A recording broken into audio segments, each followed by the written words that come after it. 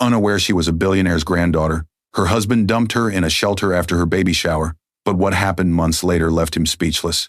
He didn't just abandon her, he delivered her. Right outside a women's shelter, under a glowing sign that made her feel branded, Brandon Knowles parked the car, opened the passenger door, and motioned like he was dropping off something he no longer wanted. Lydia Short stood there, 7 months pregnant, clutching a small bag in her worn purse while her body shook from more than cold. Behind the windshield, his mother, Agnes Eldridge, sat upright with a face that said this had been decided long before tonight. In the back seat, Vicky Bray, heels crossed, lips curled, watched Lydia like she was watching a chair being cleared for her. Brandon didn't raise his voice. That's what made it feel unreal. He leaned in just enough for Lydia to smell his cologne and hear the sentence that cut deeper than any shouting. "You're not my problem anymore." Lydia's mouth opened, but no sound came. Her phone was useless. Her cards had already stopped working hours ago. Her home was already locked to her. And the worst part, she could still hear the baby shower music in her head, like a cruel echo. Because just hours earlier, she had walked into her baby shower thinking it was a fresh start, pink ribbons, smiling faces, cameras for memories. She didn't know the microphone wasn't for games. She didn't know the envelope in Brandon's hand wasn't a toast. She didn't know Vicky wasn't a guest. Now she was standing at a shelter door, trying not to collapse, with only one strange comfort left, a heavy old ring her father once begged her never to pawn. What they didn't know, what Brandon, Agnes, and Vicky didn't even suspect, was this. Lydia wasn't just a quiet wife they could erase. She was a billionaire's granddaughter. And weeks later, when the right documents surfaced and the right screen lit up in the right room, Brandon would try to speak only to realize his voice was gone. Dear viewers, thank you for being here. If you watch without subscribing, it's like standing in that parking lot and saying nothing while Lydia is left behind. Subscribe now and tell me in the comments where you're watching from. The plate hit the counter so hard the bread jumped. Lydia Short, 30 years old, 7 months pregnant, and trying not to shake, froze mid-breath. Her hand flew to her belly like a shield. The baby kicked once, sharp and urgent, as if even the unborn could feel when a room turned dangerous. Across the kitchen island stood Brandon Knowles, 33, her husband. He wasn't yelling. That was the worst part.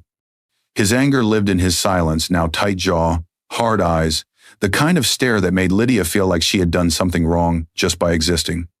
At the edge of the room sat Agnes Eldridge, 58, Brandon's mother, a woman who treated family like a business and love like a privilege you could lose. Agnes watched Lydia the way someone studies a stain they want to scrub out. "Bread again?" Agnes muttered, voice dry with disgust. "No wonder you're like this." She didn't finish the sentence, but Lydia heard it anyway. Heavy, plain, too much, not enough. Brandon didn't correct his mother. He didn't say, "Stop talking to my wife like that." He simply looked at Lydia like she had embarrassed him with groceries. Lydia swallowed. She forced her lips into a small smile. She told herself she could carry the mood the way she carried the baby, carefully, quietly, without complaint. Because Lydia still believed patience saved marriages. Lydia had been trained for quiet love long before she met Brandon. She grew up in small rooms and smaller hopes, raised by a man she called her father, Mr. Short. A steady, tired man with rough hands who never explained why they moved so often or why her mother's name was never spoken in full. Lydia's mother died when Lydia was little old enough to remember the warmth of her arms, young enough to forget the sound of her voice. After the funeral, their life became rules. Rule 1, don't ask strangers for help. Rule 2, never brag. Rule 3 said in a voice that sounded like a warning and a prayer at the same time, we don't borrow pride from money. If Lydia asked why they lived so simply, Mr. Short would say simple was safe. If she asked why her mother never had family visiting, his face would tighten and he'd say, some families don't love, they own. Lydia didn't understand that sentence until she married Brandon. Brandon loved her at first like she was a fresh start, sweet, hardworking, grateful. He liked that she didn't demand. He liked that she didn't fight. He liked that she was easy to shape. And Lydia, starving for stability, gave him everything that proved devotion. She used her savings money she'd built from years of careful living to help Brandon pay for a professional course that boosted his career. She sold her old car, the one Mr. Short had left her, so Brandon could clear a debt that stressed him out. When Brandon insisted the lease and bills should stay in his name for credit reasons, Lydia agreed, believing marriage meant trust, not paperwork. What Lydia did keep because her father made her promise was a small jewelry box she never discussed. Inside was a heavy gold ring with a strange design. When he'd given it to her, Mr. Short had looked more serious than she'd ever seen him. Never pawn it, never trade it. If the world ever turns cold and you have nowhere to go, there's a women's shelter called Westbrook. Ask for a woman named Bertha. Show her this ring. She'll know what to do. Lydia had laughed nervously back then. It sounded dramatic. She thought he was just scared she'd end up poor and alone. She never imagined the ring was part of a plan quietly written years ago, an identity buried on purpose, protected by law, locked behind DNA confirmation and conditions. A protective trust existed in her name, set to open fully when she turned 35, or early, if legal proof ever showed she'd been stripped of safety and support. She didn't know that. All she knew was she had married into a family that now looked at her like she was a mistake. Lydia turned back to the table and folded baby clothes, one tiny onesie at a time, smoothing each piece like it could smooth her life too. The nursery bag sat open nearby. She had been packing quietly, humming earlier, trying to keep her heart calm for the baby. But Brandon's presence had changed the air. He watched her from the doorway the way a manager watches an employee who keeps messing up. He used to touch her belly and smile. Now he mostly stared at his phone, as if something inside it mattered more than the life Lydia was carrying. Agnes didn't pretend to be kind anymore. She didn't need to. "You're always eating," Agnes said, eyes narrowing. "Then you wonder why you look tired." Lydia felt heat rise in her cheeks. She told herself not to react. Reacting gave Agnes power. Brandon finally spoke, low and cold. "Don't start drama, Lydia. Just don't embarrass me." Embarrass him, like her pregnancy was a public mistake. Like her body was a shameful project. Lydia opened her mouth, maybe to say she wasn't trying to embarrass anyone, maybe to ask what had changed, but the words died when Brandon's phone buzzed. He checked it fast. Turned the screen away. Lydia noticed anyway, the quick movement, the guarded posture, the way his eyes hardened, like the message had reminded him of something he wanted. She told herself not to imagine things, not to accuse, not to become the too emotional woman Agnes wanted her to be. Still, the baby kicked again, and Lydia's stomach tightened with a quiet, creeping warning. She remembered being 16, crying over a school friend who suddenly stopped talking to her. "Mr. Short had looked at her for a long time and said, "Some people keep you around only while you're useful. The moment you become inconvenient, they'll act like you never mattered." Lydia had hated that sentence. Now it came back like a bruise you forgot you had until someone pressed it.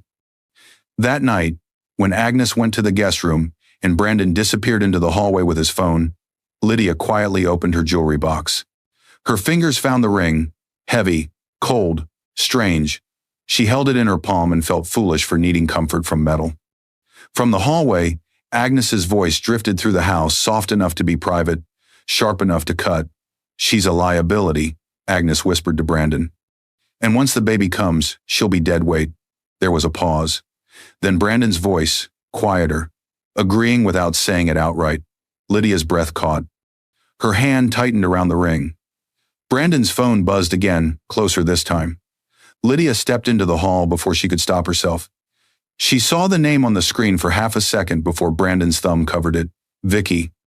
Brandon's face changed instantly, less irritation, more focus, like the message had purpose, like it was instructions. Agnes appeared behind him, eyes bright with a private satisfaction that made Lydia's skin go cold. "Answer," Agnes murmured. "Don't keep her waiting." Lydia stood there pregnant and silent, realizing something that made her throat go dry. This wasn't a marriage drifting apart. This was a plan unfolding, and the next person who stepped into their home wouldn't be a guest. She would be a replacement. Soon Lydia wouldn't just see that name on a screen. She would see Vicky Bray sitting where Lydia belonged.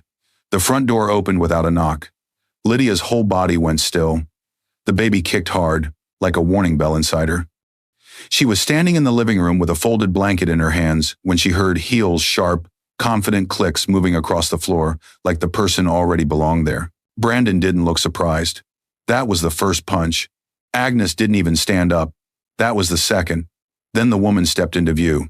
Vicky Bray, 32.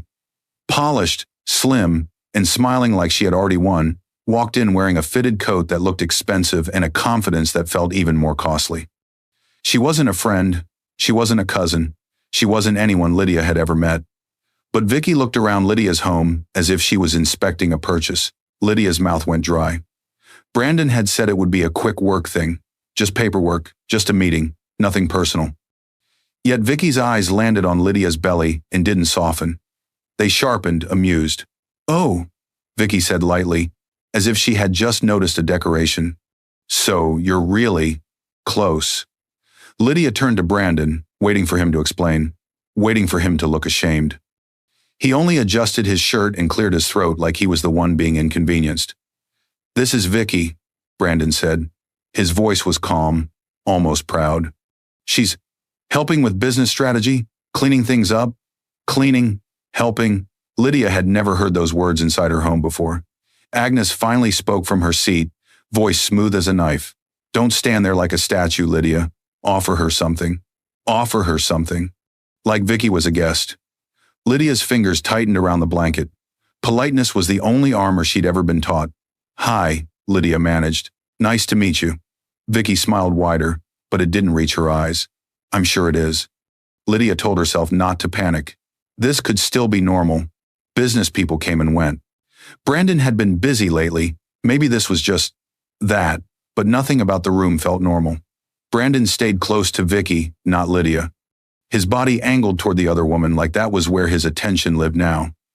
And Agnes watched Lydia the way a supervisor watches a worker about to be replaced. Lydia saw it in the small things. Vicky didn't ask before she sat down. She chose the seat Lydia always used near Brandon, near the center. She crossed her legs slowly, as if she were settling into position. When Lydia moved toward her own seat, Agnes tapped the chair lightly with her fingers.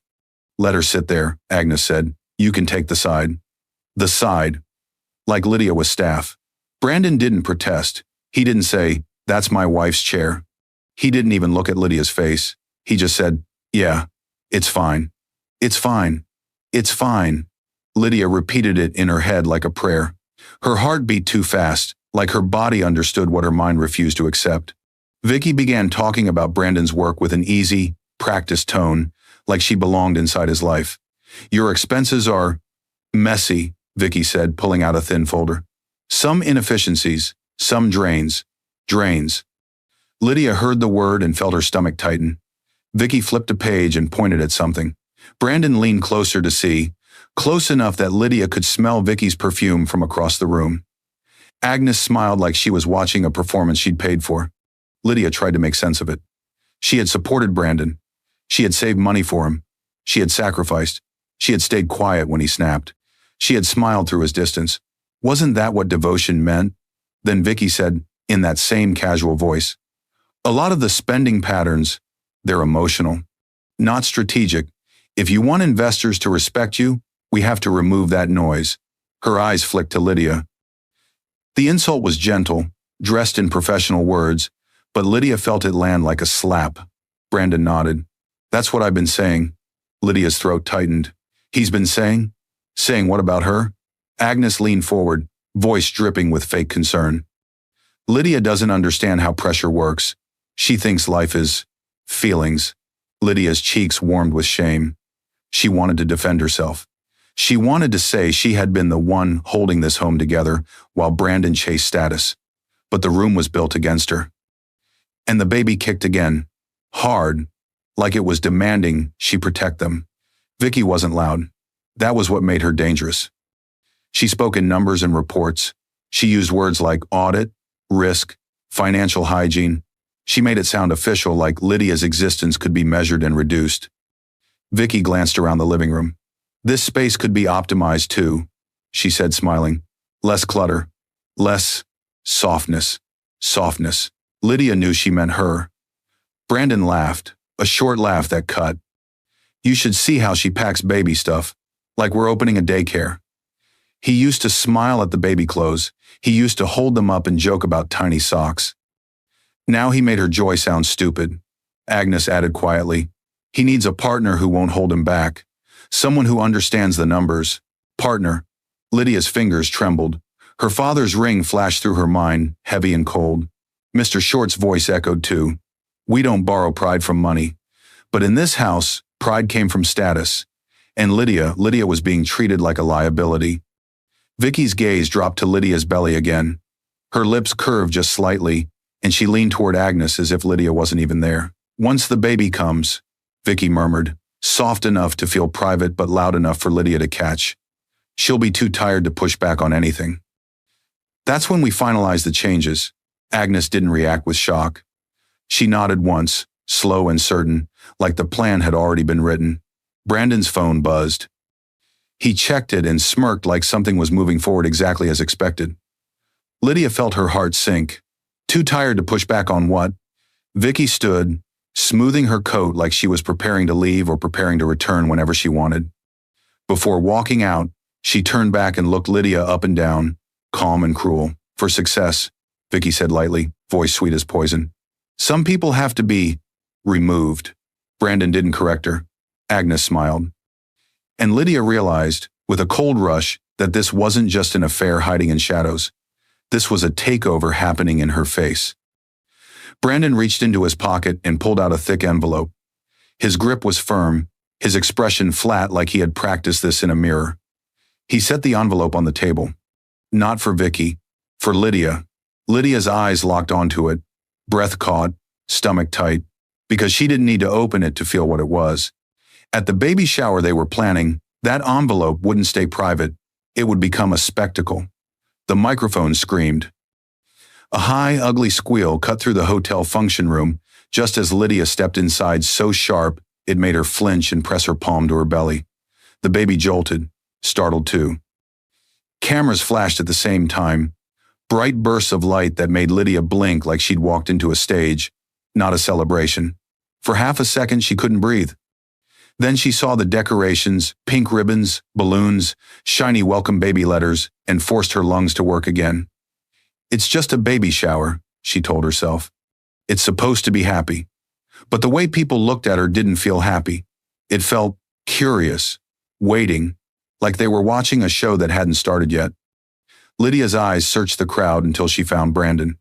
He stood near the front, close to the microphone stand, one hand on a thick envelope. His grip was too tight.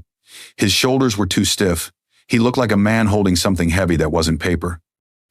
Agnes was near him, calm and perfectly dressed, scanning the room the way she scanned Lydia's life, like she was checking if everything was in place. And then Lydia saw her. Vicky. Not hiding, not sneaking, just standing there near the gift table like she belonged next to the family. She wore a soft smile that felt sharp underneath, and her eyes lingered on Lydia's belly for a beat too long. Lydia's stomach tightened. So this wasn't a simple celebration. This was an event. Lydia tried to steady herself. She kept her face gentle. She walked forward slowly, one careful step at a time, because her body was heavy and the room felt heavier. She told herself Brandon had invited Vicky because of work. She told herself Agnes was acting strange because Agnes was always strange. She told herself the envelope was probably paperwork. Anything was easier than the truth forming in her chest. A hand touched Lydia's elbow. Marion Blackburn, 29. Lydia's friend from a prenatal support group stood beside her with worried eyes. Marion wasn't family, but she had become the kind of person Lydia trusted, the kind who looked at her like she mattered. Marion leaned close, voice low. "Are you okay? You look pale." Lydia tried to smile. "Don't ruin the day," she warned herself. "Don't be emotional. Don't give them a reason." "I'm fine," Lydia said, even though her throat felt tight. Marion's eyes drifted past Lydia to Brandon and Agnes. "This doesn't feel like a normal baby shower." Lydia's heart thumped faster. She wanted to deny it, but she couldn't.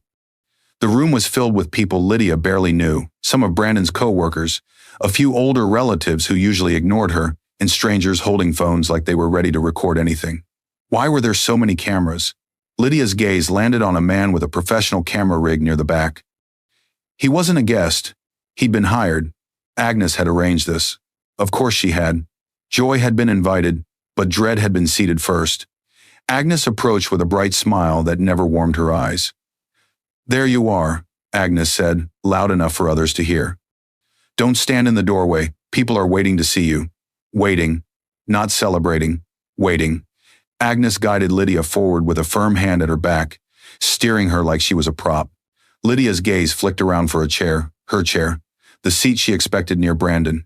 It was taken. Vicky sat there with her legs crossed, relaxed, amused, holding a glass, like she was the guest of honor.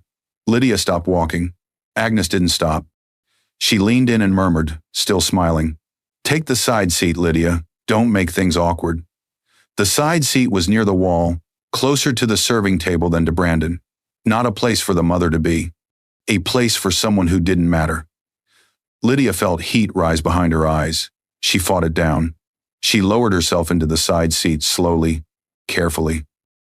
Marion sat close, protective. Brandon didn't come over. He stayed near the microphone.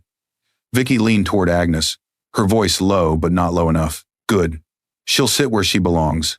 Lydia's fingers curled around the edge of her chair. Agnes had designed this like a performance. Public, recorded, unavoidable. There was a schedule, games, speeches, photos. The microphone wasn't there for fun. It was there for control. The cameras weren't there for memories. They were there for a version of the story, just not the one Lydia would have wanted. Agnes clapped her hands. "Everyone, we're going to do a toast." The crowd turned toward Brandon instantly, like they already knew he would speak. Lydia's pulse pounded in her ears. Marion whispered, "Why is he holding that envelope?" Lydia didn't answer because she couldn't. Across the room, Vicky rose smoothly and walked toward Brandon like she was meant to stand beside him. She didn't ask permission. She didn't hesitate. She took her place. Agnes stepped behind them, perfectly positioned, close enough to guide, far enough to look supportive. Lydia tried to catch Brandon's eyes. Just one glance, one sign he was still her husband. But Brandon stared at the microphone like it was the only thing that mattered. Brandon tapped the microphone. A dull thud echoed in the speakers. Silence fell, thick and heavy. Then Brandon spoke, calm as ice. "She's been stealing from me," he said. Lydia's breath stopped. The room gasped. Brandon lifted the envelope slightly, as if it proved something. "We did an internal audit at home. The numbers don't lie." Lydia's ears rang. "Audit? What audit?" She didn't even have access to his accounts. Brandon had insisted everything stay in his name. Vicky stepped closer, shoulder nearly touching Brandon's, claiming space, claiming him. Agnes moved to the cake table and placed something on top of the frosting, like a decoration. Papers. Lydia recognized the shape before she understood. Divorce papers. Agnes smiled at the crowd. "It's time for my son to be free of this burden," she said, like she was talking about trash, not a person. Lydia couldn't move. Marion's hand gripped Lydia's arm. "Lydia, what is this?" Lydia's mouth opened, but no sound came. Then Lydia's chair scraped suddenly. Someone behind her pulled it back fast enough to make her jolt. Her heart slammed. The baby kicked hard. Lydia turned, panicked, and saw two venue security guards stepping in from the side, quiet, trained, already instructed. Brandon didn't look at Lydia with regret. He looked at her like a problem he had finally decided to remove. Lydia stood slowly, trembling, one hand on her belly, the other reaching instinctively toward her purse where her father's heavy ring sat hidden inside, cold against the lining. Brandon's voice cut through the silence again. "Escort her out," he said. Security stepped closer. Marion moved in front of Lydia without thinking, brave and terrified at the same time.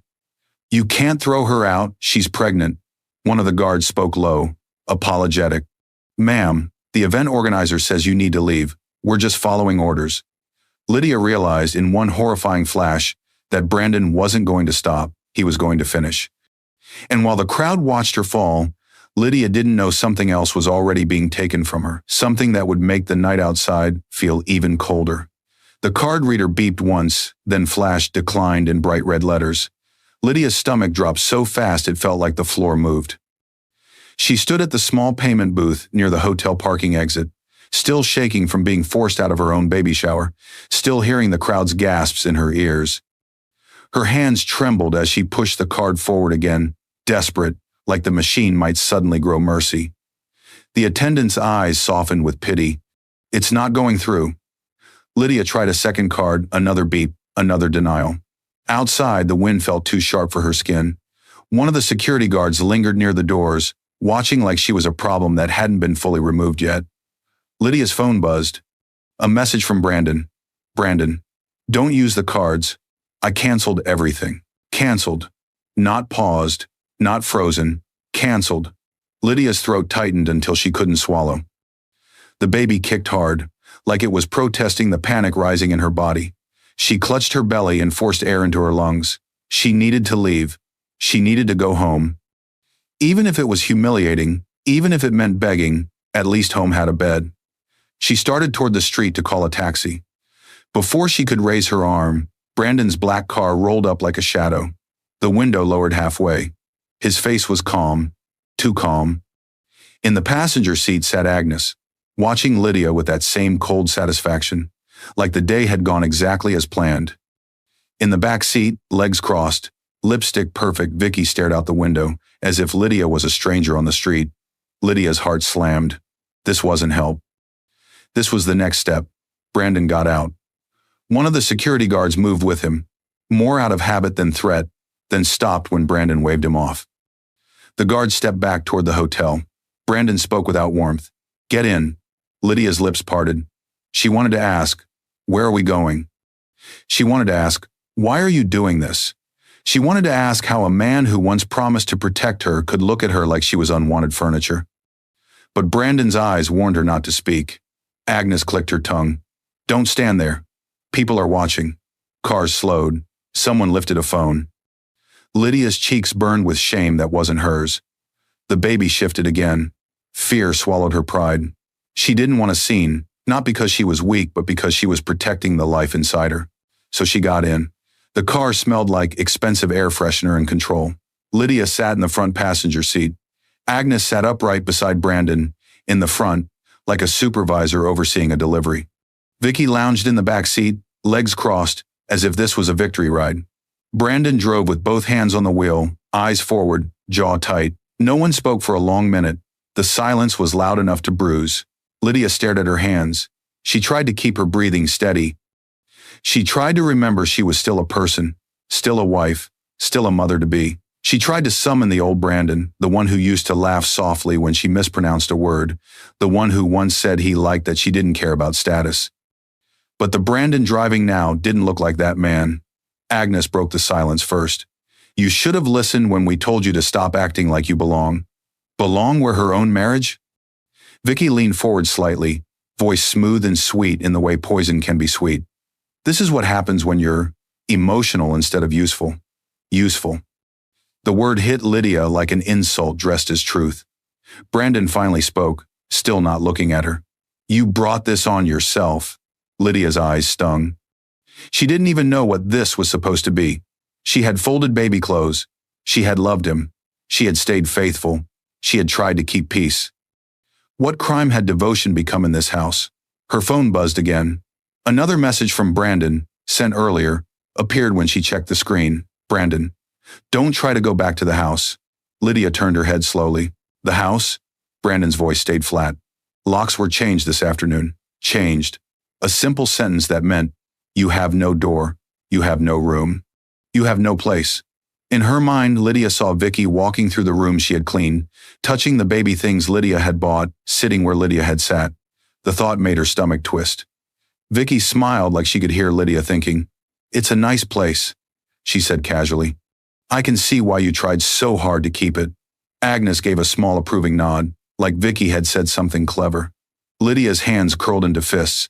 Her father's ring, still tucked in her purse, pressed cold against the lining, as if reminding her not to collapse. The car turned onto a worn street with old buildings. No gates, no security cameras protecting wealth, no polished windows, just cracked sidewalks and tired signs. Brandon parked in front of a building with a simple lit sign, Westbrook Women's Shelter. The letters glowed against the dark like a label she couldn't wash off. Lydia's breath left her body in one silent rush. Westbrook. The name hit something deep in her memory, her father's voice, years ago. "If the world ever turns cold, there's a women's shelter called Westbrook. Ask for a woman named Bertha. Show her the ring." She had never really believed she'd need that sentence. Now she was staring at the sign. Brandon got out, walked around, and opened her door like he was dropping off a package. Lydia stayed seated, frozen. Agnes leaned forward from the back seat, voice low and final. "This is where you belong until you learn." Vicky laughed softly under her breath. then looked away like Lydia wasn't worth eye contact anymore. Lydia whispered, barely audible, "Brandon, please." Brandon didn't flinch at please. He didn't soften at the sight of her belly. He just reached into the car, grabbed her small bag from the floor, and tossed it onto the sidewalk. Then he said the coldest words he had ever spoken to her, words that didn't shake with anger, because he meant them. "You're not my problem anymore." Lydia's face burned. Her eyes blurred. She forced herself out of the car on her own, one careful step, then another. She would not give them the satisfaction of dragging her. Brandon didn't wait to see if she got inside safely. He didn't ask if she had eaten. He didn't ask if the baby was okay. He closed the door, got back into the driver's seat, and drove off with Agnes and Vicky like he had just erased Lydia from his life. Lydia stood on the sidewalk holding her bag, staring at the shelter doors. Her legs felt weak, her heart felt empty, and still the baby kicked, stubborn and alive. Inside, the air smelled like disinfectant and exhaustion. A few women sat quietly in chairs, eyes tired, hands clasped. A baby cried somewhere down the hall. The sound hit Lydia in the chest. A woman behind the intake desk looked up. She had kind eyes that had seen too much. Her name tag read, Bertha Gates. Bertha spoke gently. "Honey, are you safe tonight?" Lydia tried to answer, but only a breath came out. Bertha stood and guided Lydia toward a chair. Careful, respectful, no judgment, no sarcasm, no smirk. That simple kindness almost broke Lydia more than the cruelty had. Lydia reached into her purse for a tissue and felt something slip free, metal, heavy, cold. The ring. It hit the floor with a soft clink. Bertha bent down to pick it up. The moment her fingers touched it, her expression changed. Not just curiosity, recognition. Bertha looked at Lydia slowly, voice suddenly quieter, like the building itself needed to listen. "Where did you get this?" she asked. Lydia stared at the ring in Bertha's hand, confused and numb, not understanding why her father's old promise suddenly mattered. Bertha didn't push. She looked at the ring again, thumb tracing the strange crest engraved into it. Then she said, almost to herself, she was telling the truth. Bertha slipped the ring gently back into Lydia's palm, then reached for the phone on her desk and pulled out a worn business card from her pocket, the card she had carried for years, waiting for a girl who might never come. "Sit tight, sweetheart," Bertha said softly. "There's someone your mother wanted called if this day ever came." Lydia felt a chill crawl up her spine. Quiet foreshadowing hint. Next scene. Because Bertha wasn't calling a random number, she was about to connect Lydia to people who had been preparing for this moment for years. The phone rang once. Twice. Lydia held it so tight her fingers ached. Her breath came shallow, like the shelter air was too thin for someone who had just been erased from her own life. Across the intake desk, Bertha watched her with a new kind of seriousness, one hand resting near the old ring on the blotter as if touching it had awakened something dangerous and important at the same time. The ring had been her father's warning. Now it felt like a key. They were in a small office off the main hallway, away from the noise. It was the next morning. Lydia had spent the night in a narrow bed, waking every hour to the sound of strange doors and distant crying. The baby had rolled and kicked through the night, as if reminding her, don't disappear. As soon as Bertha started her shift, she had brought Lydia straight here. "Call," Bertha said gently, but her eyes didn't look gentle anymore. They looked certain. "You need to hear this from them, not from me." Lydia hesitated. Her mind kept flashing back to Brandon's cold face at the curb, the shelter sign, Vicky's smirk, Agnes's satisfied silence. She had been dropped here like trash. Now this ring, this one thing, her father begged her never to pawn, had turned the room into something else. Lydia pressed the call button on the number written on Bertha's card. The ringing sounded too loud in the quiet office. Then someone answered, a man's voice, low and careful. "Hello?" Lydia's throat tightened. I was told to call this number."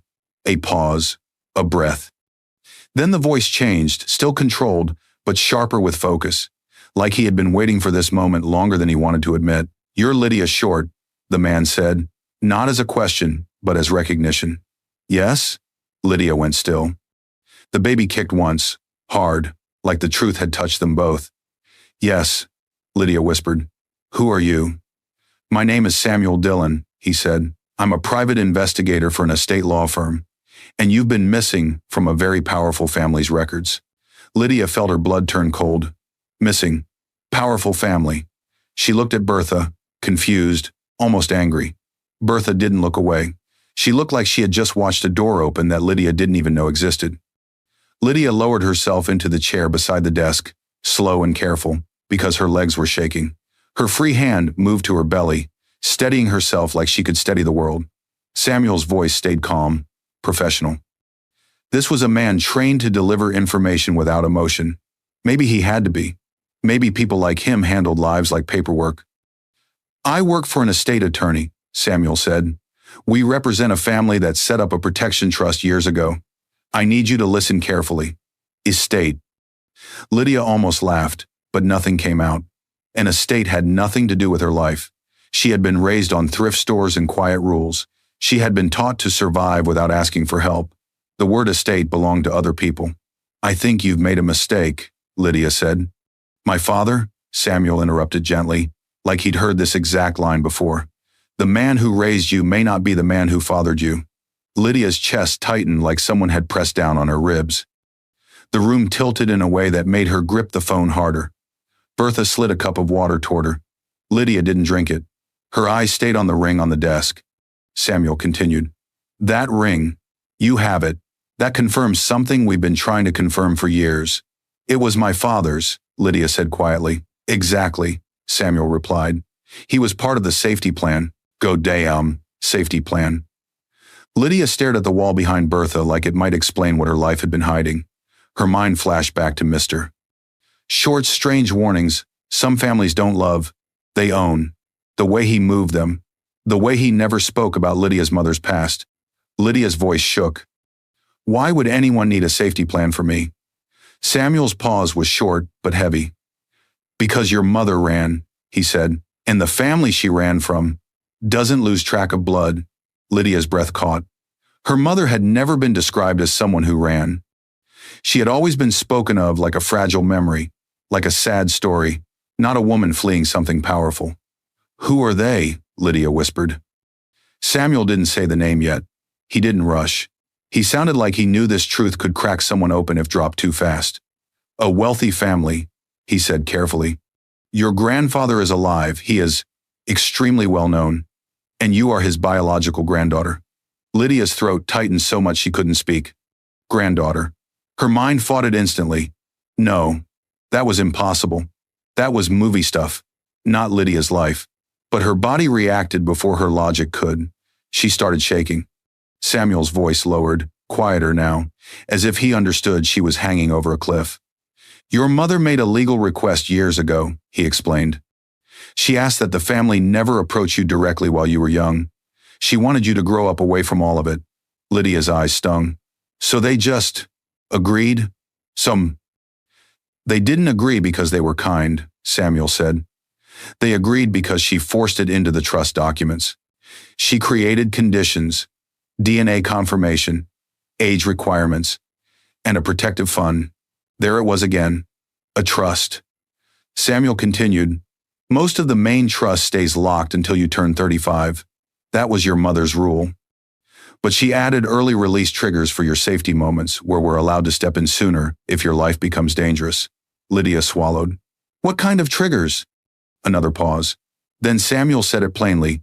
Financial abandonment by a spouse, he said. Documented public humiliation can also qualify. When Bertha called and explained what happened to you last night, and then confirmed the ring, it activated the protection clause. Legally, we're required to contact you. Lydia's whole body went cold. Last night, the baby shower, the microphone, the accusation. The divorce papers on the cake, the cards canceled, the locks changed, the shelter. It wasn't just cruelty, it was the exact kind of danger her mother had feared. Lydia's hand moved to her belly, and her eyes filled. Not because she was happy, not because she felt saved, because she suddenly understood something that made her heart ache. Her mother had tried to protect her from a world Lydia didn't even know existed. Mr. Short had guarded her like a secret, and now, the moment Lydia was thrown away, the secret had opened its eyes. Samuel's voice stayed firm. Lydia, listen to me. This doesn't give you revenge. Lydia's lips parted. She didn't even know she had been hoping for revenge. She had only been hoping to survive the night. It gives you truth, Samuel said. And truth is powerful, but dangerous if you use it carelessly. Dangerous. Lydia looked at Bertha. Bertha nodded once, subtle, like she understood exactly what Samuel meant. Why are you telling me now? Lydia asked. Because until Bertha's call, Samuel said, we couldn't legally reach out. The trust forbade direct contact until age 35 unless those emergency triggers were proven. What happened to you and the shelter intake notes Bertha sent met those triggers?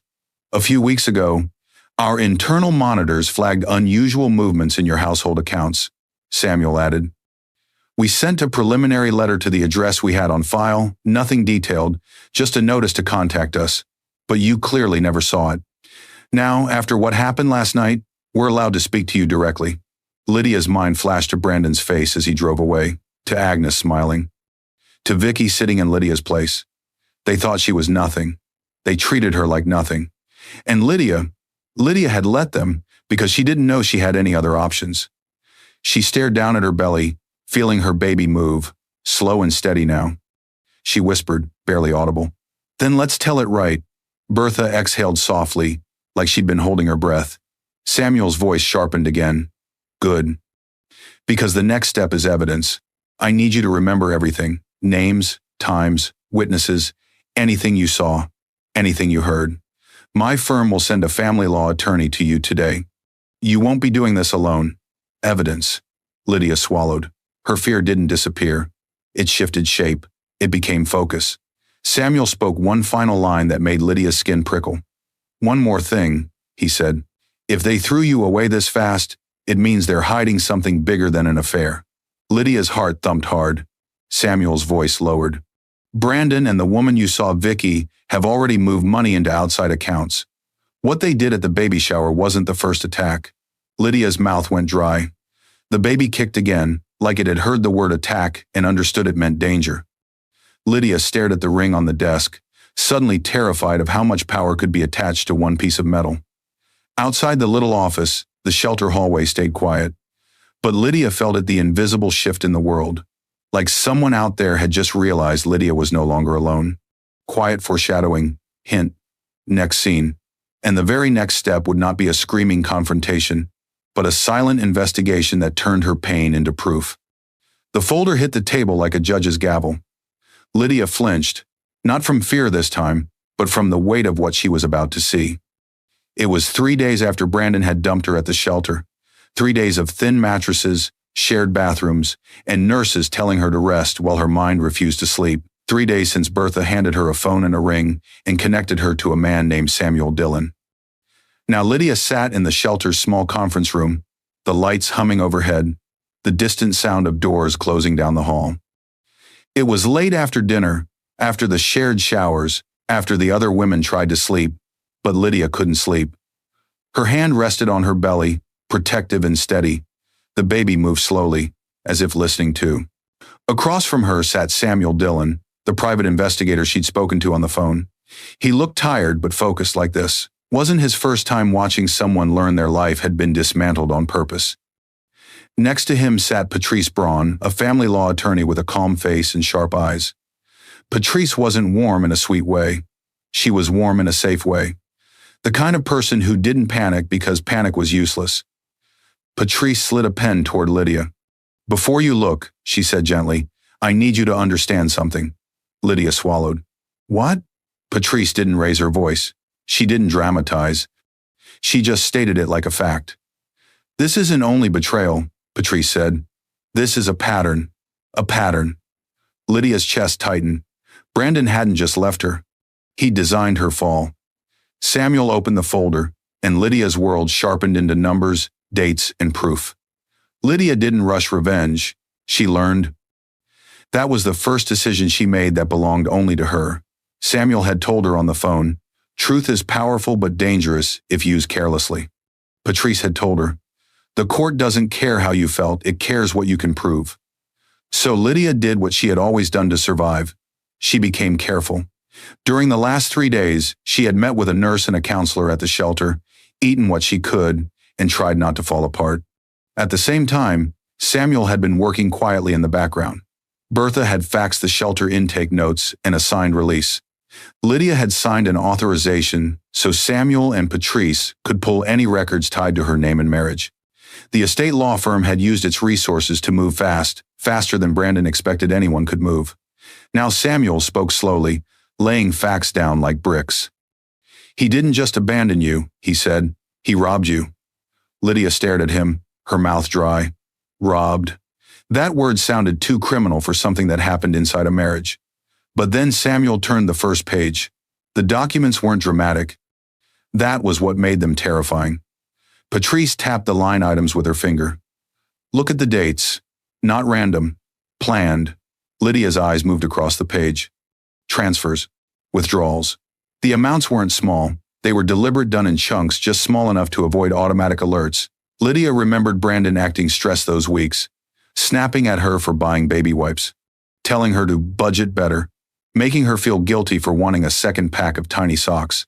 He had made her feel like a burden while he emptied the ground under her feet. Samuel slid a second page forward. This is where it went. Lydia's breath caught. The account names looked harmless, like consulting firms, like business services, but Samuel had traced ownership. "Her name doesn't appear on the top line," Samuel said, "but it shows up in the registration filings, signatures, authorizations." "That's Vicky." Patrice's voice stayed calm. "That matters, because it shows intent." Intent? Rage rose in Lydia. Not loud rage, clean rage. The kind that didn't scream, the kind that moved quietly toward justice. Samuel pulled out printed emails and spreadsheets. Lydia saw her own name written like a crime. Irregular spending, unapproved transfers, emotional purchases. Her stomach turned. "That's why Brandon said the audit confirmed it at the baby shower," Patrice explained. "They created their own proof. A script. The microphone. The cameras. The speech. They hadn't been reacting to Lydia. They had been performing against her." Patrice placed another paper in front of Lydia, a written statement with Agnes's signature, claiming she had personally seen Lydia take funds and heard Lydia admit to misusing money. Lydia's hands tightened into fists. "She lied," Lydia whispered. "Or she signed what someone else drafted," Patrice said. "Either way, she attached her name to fraud," Samuel added quietly. "And she did it to protect Brandon and Vicky. Or to protect the image she wanted for her son. To protect them." Lydia thought of Agnes whispering, "Liability, dead weight." Agnes hadn't just disliked Lydia. She had wanted Lydia erased. Patrice slid a notebook toward Lydia. "Now it's your turn." Lydia blinked. Patrice's voice softened just slightly. "You lived it. The court needs your timeline, and Samuel needs your details. You will help build the case." Lydia stared down at the blank page. For a moment she felt like she couldn't breathe, like writing it would make it real all over again. But she picked up the pen anyway. She wrote, "Baby shower date, who was present, what Brandon said, where Agnes stood, where Vicky stood." The moment security approached the text, "Don't use the cards." I canceled everything.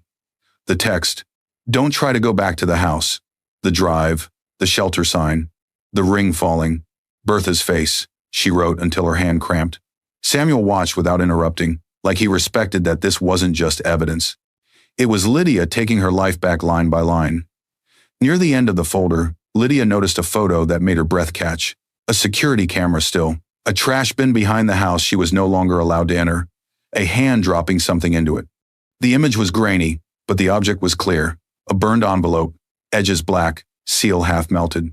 Samuel tapped the printout. "We pulled this from a neighbor's outdoor camera," he said. "The camera covers the alley behind your old place." Lydia leaned closer, heart pounding.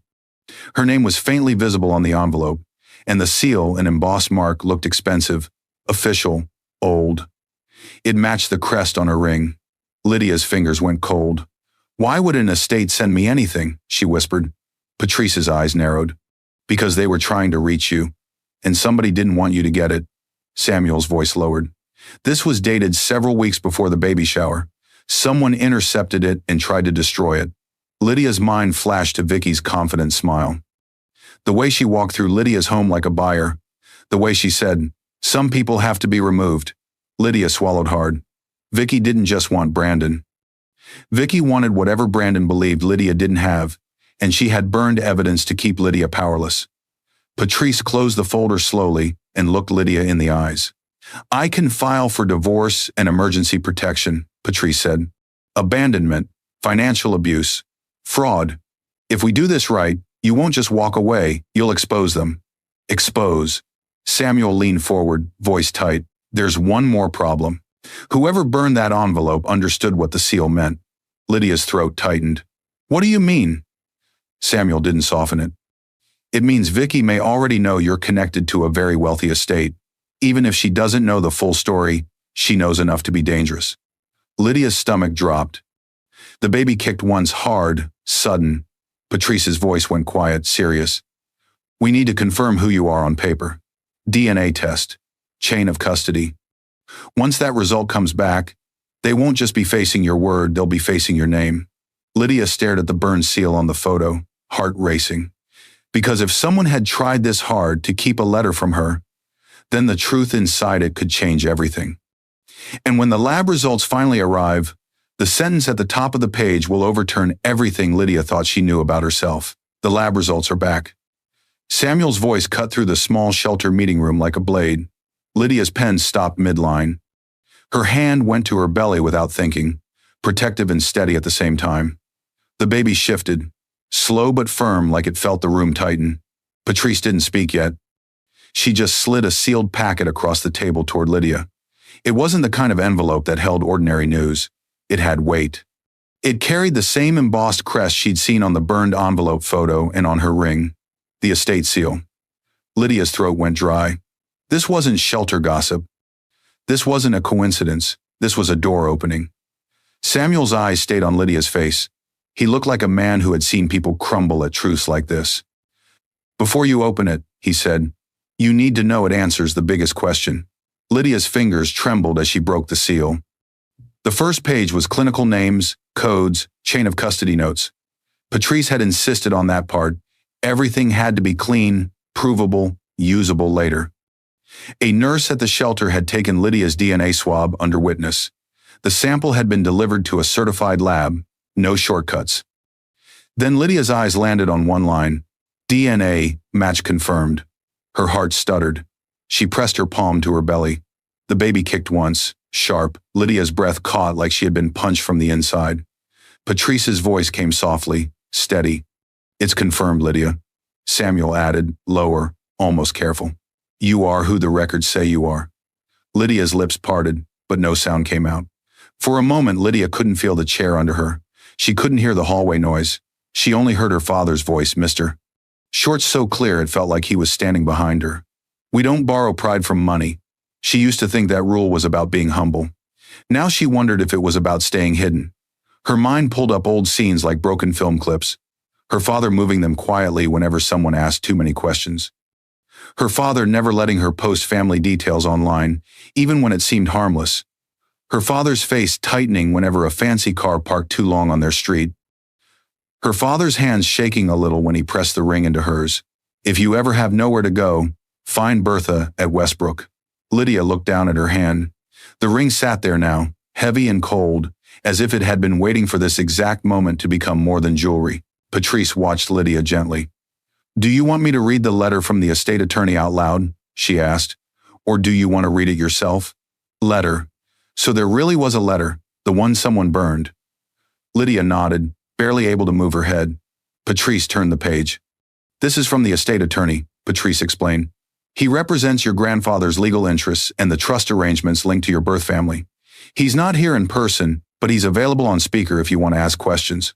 Samuel had already set the phone on the table. One button, and the attorney could speak into Lydia's life like a judge. Patrice began reading, voice clear. "Miss Lydia Short, if you are reading this, it means the conditions of your protection trust have been activated." Protection trust. Lydia's stomach tightened again. People needed protection from threats, from predators, from families that didn't love they owned. Patrice read the next part slowly, letting it land. "You are the confirmed biological granddaughter of Greg Woodward." The name hit Lydia like a wave. She knew it. Not personally, but the way everyone knew names that lived on buildings and news headlines. Greg Woodward, a billionaire known for building an empire from nothing and for never forgiving cruelty used as power. Lydia's eyes filled, not with joy, not with greed, with grief, because her mother had been close enough to that world to run from it, and Lydia had spent her whole life thinking she was small on purpose. Patrice continued, "You are the only living granddaughter listed under our verified records. Only." Lydia's fingers curled around the paper. Only meant lonely. It meant chosen. It meant responsibility she never asked for. Samuel spoke softly, like he was stepping carefully over broken glass. "Your mother hid you," he said. "Your grandfather respected those terms until the trust's emergency conditions triggered. That's the legal line your mother drew. It held for years." Lydia's heart squeezed. Her mother had fought in a way Lydia never knew. Mr. Short had carried the secret at great cost. Patrice reached the final paragraph and paused, as if even she felt the weight of it. Then she read the sentence that turned Lydia's skin to goosebumps. "Power should arrive only when dignity is stripped." Lydia closed her eyes. Everything clicked. The baby shower humiliation, the fake audit, the cameras, the cards canceled, the locks changed, the shelter drop, the intake notes. They had stripped her dignity to the bone, and the trust this hidden protection had woken up the moment she hit the ground. Lydia opened her eyes and looked at Samuel. "So Vicky burned the letter because she didn't want you to know you had a shield," Samuel finished. "She may not know all the details, but she saw the seal and understood enough to panic." Patrice's eyes sharpened, "Which means we can't assume they'll stop. People who burn evidence usually keep moving." Patrice leaned forward. "Lydia, you have a choice." Lydia stared at her, heart pounding. "Do you want this handled quietly?" Patrice asked, "or publicly?" Quietly would mean safety, maybe. A private settlement. Relocation. Money that arrived without headlines. A shield without noise. Publicly would mean war smears, lies, humiliation doubled. Agnes would call her unstable. Brandon would play the victim. Vicky would twist the story. Lydia felt the baby move again. Steady, stubborn. She thought of the shelter hallway, the thin walls, the women crying at night who never got their chance to speak. She thought of being dumped like she didn't matter. And she realized something hard and clear. If she stayed quiet again, they would rewrite her story for her. Lydia lifted her chin. "Public," she said, voice low but firm. "I won't hide again." Samuel nodded once. Approval and caution mixed. Patrice didn't smile, but her gaze softened with respect. "Then we do it with evidence," Patrice said. "Not emotion. Receipts, timeline, witnesses, clean. If we go public, we file first." Lydia gripped the trust letter like it was a spine being handed back to her. Samuel's phone buzzed on the table. He looked at the screen, and his expression changed fast, tight, alert. "What?" Patrice asked. Samuel turned the phone slightly so Lydia could see the alert from the financial monitor the estate firm had placed as soon as she signed authorization. New transfer attempt detected. Origin, Brandon Knoll's account. Destination, shell entity linked to Vicky Bray. Status, blocked court hold pending. Lydia's breath stopped. Even now, after dumping her at a shelter, Brandon and Vicky were still trying to move money, still hiding something. Patrice's voice dropped to a whisper that felt like thunder. "They're cleaning the scene. They don't know we've already got the trail." Lydia's hand flew to her belly again as the baby kicked hard. Samuel looked at Lydia. "If we act tonight," he said quietly, "we control the story. We file. We speak. We don't give them another day to erase anything else." Lydia stared at the trust letter, then at the frozen transfer alert, heart racing, because now she understood the terrifying truth. They didn't just betray her. They were afraid of what she might become. And when Lydia finally steps into the light, she won't bring tears, she'll bring documents. The doors swung open, and the cameras turned like hungry eyes. Lydia stepped into the courthouse hallway and felt the heat of attention hit her face. Flashbulbs popped, microphones lifted, voices rose all at once, questions thrown like stones. "Lydia, is it true you stole from your husband? Did you cheat? Were you kicked out of your home?" For a split second, Lydia's body wanted to shrink. She was still carrying the weight of the shelter in her bones. She was still heavily pregnant now, closer to 8 months. Her belly was visible proof of everything Brandon had tried to throw away. The baby shifted, and Lydia's hand went there on instinct, steady and protective. But she didn't step back, she stepped forward. Because Patrice had warned her, if you hide, they write your story. Patrice walked beside her, calm and firm, holding a slim file folder like a weapon made of paper. Samuel stayed a few steps behind, eyes scanning the crowd. He wasn't there for speeches. He was there to make sure nobody got close enough to shove, grab, or yank her bag. Lydia kept walking. She could see them already across the room near the far wall. Brandon, Agnes, Vicky. They had shown up like this was still their stage. Brandon's face was tight, eyes cold, posture stiff. Agnes stood close to him, like a commander near her soldier. Vicky was slightly behind them, lips pressed into a small smile that looked calm but wasn't. Her eyes flicked to the cameras, measuring, calculating. They thought they would watch Lydia fall again. They didn't know she came with receipts. This wasn't a living room argument. This wasn't a baby shower. This wasn't a shelter intake. This was daylight, public, recorded, ordered. Only this time, Lydia controlled the microphone. Patrice guided her to a simple podium in front of a plain backdrop. It wasn't glamorous. It didn't need to be. The power wasn't in the backdrop. It was in the facts. Lydia looked out at the reporters and observers, people holding notebooks, cameras, and phones. Some looked judgmental, some excited. A few looked ashamed, remembering how quickly they'd believed the first story. Lydia forced her breathing to slow. She remembered the shelter hallway at night, the thin walls, quiet crying, women who had been erased by someone else's version of events. Her baby kicked again steady, like a reminder that she wasn't speaking only for herself now. Patrice leaned in slightly, voice low. We filed already. The petition is stamped. Abandonment, fraud, asset theft, emergency protections. You're not asking for permission. You're announcing what has already begun. Filed first. That mattered.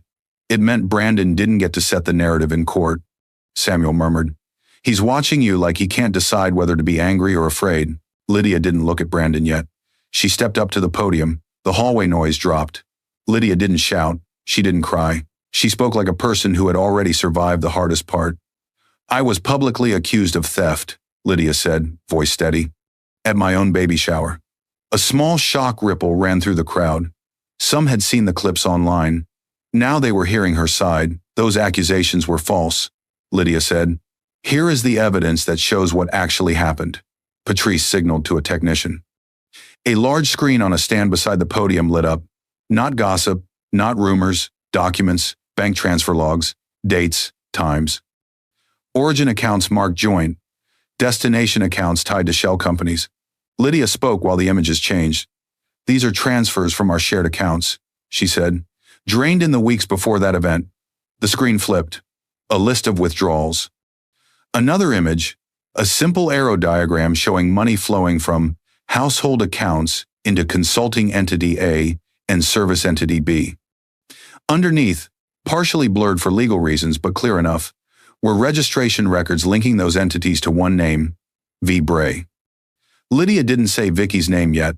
She let the evidence speak first. The screen changed again. Short text messages. Brandon's words. Vicky's responses. Brandon, did you move everything? Vicky, yes. She won't notice until it's done. Brandon, good. We'll do the announcement after. A hush fell. Even the reporter stopped murmuring. Lydia's voice stayed level. After that, she said, my bank cards were canceled. My house locks were changed. I was driven and left at a women's shelter. She paused. That is abandonment.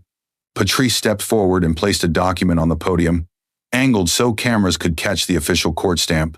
Divorce petition filed by my client, Patrice said calmly into a different microphone. Abandonment, financial abuse, fraud, emergency support, and housing orders requested. The screen changed again, a photo still from the neighbor's security camera. A hand dropping a half-burned envelope into a trash bin. Lydia's name visible, the estate seal half melted. On the other side of the hallway, a reporter shoved a microphone toward Brandon. With the evidence glowing on the screen behind Lydia, he opened his mouth on instinct, ready to deny, to spin, to explain. But nothing came out. That envelope was addressed to me, Lydia said. It was not theirs to open. It was not theirs to destroy. Now Lydia turned her eyes toward Brandon. His face had lost color. His lips parted slightly. Agnes leaned toward him, whispering sharply, "This isn't possible." but her voice sounded smaller than usual. Vicky took a step back. Not in shock. In calculation.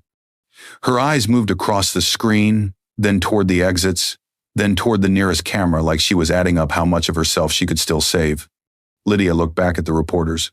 "I am not asking for pity," she said. "I am asking for the truth to be seen. I have cooperated with investigation. I will continue to cooperate with the court." Patrice placed a brief, steadying hand on Lydia's shoulder. Samuel's attention stayed glued to Vicky. Vicky's fingers slid to her phone, quick and subtle. A message, a warning, a plan. Vicky was not the type to lose quietly. As Lydia stepped away from the podium, a reporter shouted one last question louder than the rest. "Lydia, who is your family? Why was there an estate seal on that letter?" The hallway seemed to freeze. Brandon's head snapped up. Agnes stiffened like she'd been slapped. Vicky's eyes narrowed sharply, like she had just realized the one part of the story she hadn't understood. Lydia's heart pounded. The baby kicked hard. Patrice leaned close, voice low and urgent. "Don't answer that here. Not yet. That belongs in court, under oath, where they can't twist it."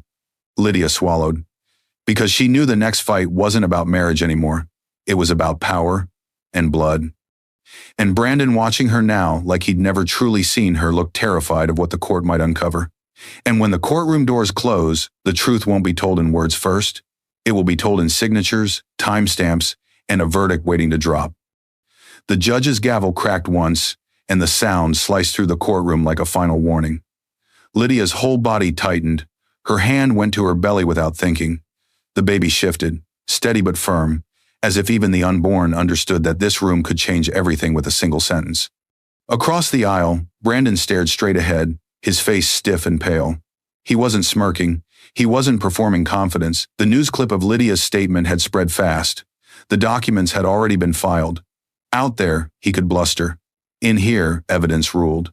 Agnes sat behind him, clutching her purse too tight, jaw set like she could hold reality back with force. And Vicky sat 2 rows behind them, posture perfect, legs crossed like she was attending a lecture, not a hearing that could crush her. But her eyes were too alert. They moved too much.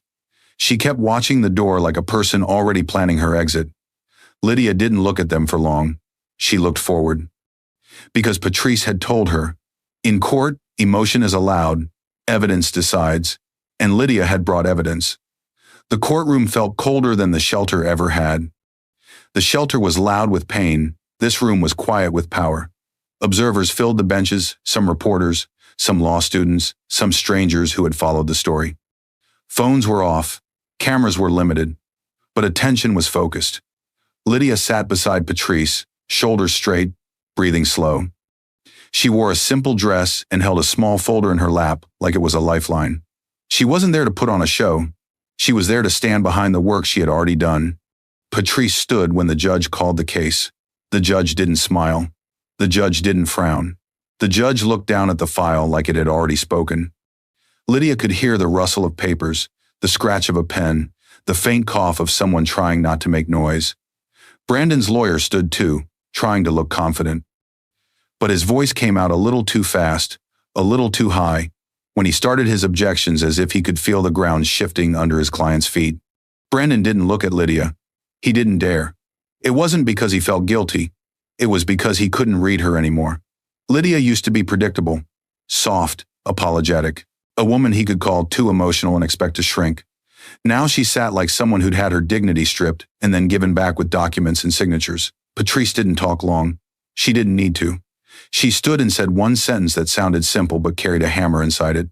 Abandonment during late pregnancy, Patrice began, voice steady, paired with financial abuse and coordinated fraud. Late pregnancy was medically significant. She had doctor's notes, shelter intake notes, dates. The judge's eyes narrowed slightly. Patrice handed over the timeline Lydia had written in scene 6. It was neat, detailed, with names, times, locations, and witnesses. The judge scanned it. Then came the bank records, joint accounts drained before the baby shower, transfers into shell companies linked to Vicky, messages talking about moving everything before the announcement. Then the falsified audit, the spreadsheets, the sent emails, metadata showing they were created on Vicky's laptop, not by a neutral accountant. Then Agnes's signed statement claiming she had seen Lydia take funds and heard Lydia admit it with no date, no context, and no way to make it match the bank data. Then the neighbor's camera still, the burned envelope, Lydia's name, the estate seal, each piece connected to the next like a chain. Brandon's lawyer tried to argue misunderstanding, confusion, emotional reaction. He tried to say Brandon thought Lydia had other money and was acting in anger. The judge lifted a hand. Anger does not justify abandonment, the judge said simply. Or fraud. One word kept appearing in the judge's questions. Why? Why did the money need to be moved secretly? Why was Lydia removed from her home without access to funds? Why were false documents created? Brandon's answers didn't match the paper in front of the judge. The judge glanced at Lydia. Miss Short, the judge said, using the name on the file. Do you wish to add anything? Lydia's heart pounded. She rose slowly. Her belly felt heavier. Her hands were steady. She didn't look at Brandon first. She faced the bench. Yes, Lydia said quietly. She didn't scream. She didn't perform. She spoke the way she had at the podium, calm, because the evidence was already shouting for her. I was accused publicly of theft, Lydia said. I was removed from my own celebration and treated like I was nothing. Then my access to money was cut off. My home was locked. I was driven to a shelter and left there. A hush moved through the room. I don't want revenge, she added. I want protection for myself and my child, and I want the record to show what actually happened. The judge nodded once. You may sit, the judge said. Lydia sat. Brandon finally turned his head just enough to see her profile. For the first time, he looked unsure. Not because his conscience had awakened, because he realized she had become someone he could not control. The judge didn't look at Brandon when delivering the decision. That was the cruelest part. Brandon had built his identity around being at the center, being seen, being respected. Now the judge treated him like one file among many. Judgment granted, the judge said. 3 impacts landed like stones dropped in water. Shared assets, frozen under court supervision. Referral to financial crimes investigators. Divorce granted on grounds of abandonment and financial abuse. No long speech, no lecture, just consequences. Brandon's face drained, his mouth opened slightly. He tried to speak. Nothing came out that could change the ink on the page. Guilt wasn't the issue anymore. Proof was. Agnes clutched her purse tighter, eyes darting around the courtroom like she was searching for someone to argue with.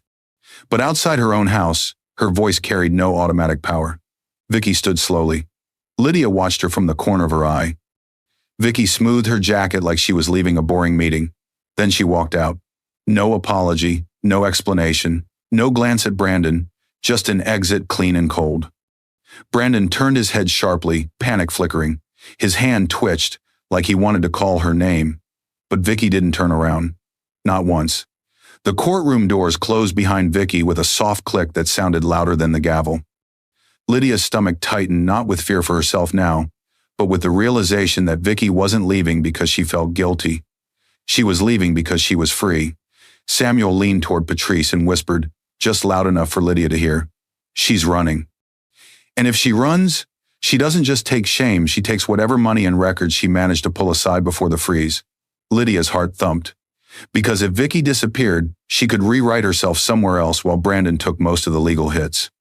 And Lydia suddenly needed the answer to one dangerous question. What exactly did Vicky steal, and who was she really working for? And when Lydia finally sees what Vicky left behind, she'll realize the mistress didn't just betray a marriage, she betrayed everyone. The voicemail message was short, but it crushed him. Brandon's phone sat in his hand like a dead weight, screen glowing in the dim room. He had called again another investor, another friend, another person who used to pick up on the first ring. This time the voice on the recording wasn't polite. "Do not contact this number again." The line went dead. Brandon stared at the screen, eyes wide, breathing shallow, as if he couldn't understand how the world he controlled had suddenly stopped answering him. Somewhere far away from him, Lydia sat in silence and didn't feel joy. She felt release. Not the loud kind. The kind that comes when the door finally locks behind danger. Slow down into reflection, calm, victory, emotional release. It had been months since the court hearing. Lydia didn't track time by court dates anymore. She tracked it by feedings, naps, and little socks. She carried her baby daughter in a quiet home she now owned outright through the trust and settlement. Not a mansion, not a palace, just a safe, steady place where the lock belonged to her. The nursery was small but warm, soft light, clean blankets, a chair that no one could move away from her. She wasn't surrounded by luxury, she was surrounded by peace. She had support: Patrice checking in with updates, Samuel sending short emails when something new moved in the investigation, Bertha calling sometimes just to ask, "How are you holding up, honey?" Lydia's life didn't feel like a fairy tale. It felt real. She hadn't won because she became rich overnight. She'd won because she refused to stay erased.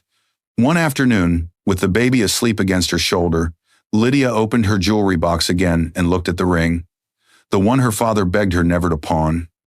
It wasn't just metal anymore. It was a reminder that her mother had tried to protect her, that Mr. Short had guarded her. That dignity mattered even when no one else respected it. Lydia didn't need revenge to feel strong. She needed truth, and truth had carried her. The final thought settled in her mind like a calm verdict. He thought she was nothing because she never needed to tell him who she was. Vicky disappeared quickly after court. Not with tears, not with regret, with planning. She sold what she could before the deeper freezes hit. She changed her hair. She changed her online name. She moved 2 states away, then again, but she didn't move as cleanly as she believed. The financial crime investigators and the estate's own analysts followed the money. Not all of it. Vicky was smart, but enough to show a pattern. Shell companies she touched, fake consulting invoices, payments from people connected to one of Greg Woodward's corporate rivals, eager to humiliate his hidden bloodline if it ever surfaced. Samuel explained it to Lydia in simple words over coffee one day. She wasn't just using Brandon, he said. She was useful to other people, feeding them information, moving small amounts, helping them test where the Woodward family was weak. Lydia pictured Vicky's calm face at the baby shower. The way she said, "For success, some people have to be removed." The way she sat in Lydia's chair without shame. Now Vicky had removed herself. She could run, but she couldn't erase all her fingerprints. And the more they uncovered, the clearer it became. Vicky didn't just betray a marriage. She betrayed everyone. Brandon's collapse wasn't one dramatic explosion. It was silence. Calls not returned. Meetings canceled. People too busy. The same co-workers who clapped at the baby shower, who watched Lydia be escorted out, who recorded on their phones, those people vanished from Brandon's life the moment consequences arrived. Nobody wanted to be tied to fraud. Agnes tried to steady him. She still spoke in commands, but her voice didn't bend court orders. It didn't open closed doors. It didn't unfreeze accounts already under investigation. In private, Brandon paced small rented rooms, blaming Lydia out loud even when she wasn't there to hear. He blamed miscommunication, jealousy, bad advice. But blame wasn't the point anymore. Reality was, he lost status. He lost his house. He lost the illusion that he could discard a person and remain untouched. Even Agnes, once so loud, grew quieter. You can't argue with a system that has your own signature on fraudulent papers. Months later, Lydia rocked her baby slowly in the nursery.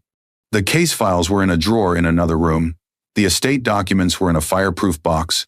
The ring was back in its small velvet slot. She didn't need to look at them every day. She just needed to remember that she had options now if the world ever turned cold again. Her baby yawned, tiny and soft. Lydia kissed her forehead.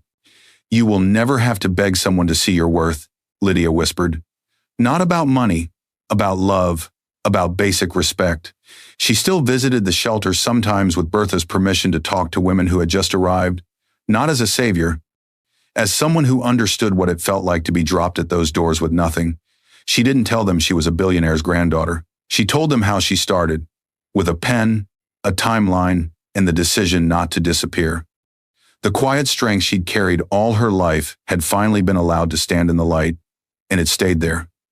Lydia looked down at her baby and whispered something only the child could hear, something like a promise. Never confuse cruelty with love. Never let anyone else write your story for you. Somewhere far away, Brandon sat with a silent phone and a shrinking circle of people who would still answer him, finally understanding that the woman he dumped at a shelter had not been weak. She had been hidden, and hidden strength, once revealed, doesn't go back into the dark. The investigation into Vicky and the rival company didn't end with Lydia's divorce. It was only getting started, because the next set of documents, already being prepared in another quiet office, would reveal exactly who had helped Vicky climb into Lydia's life in the first place and how close they had come to destroying more than one woman's future.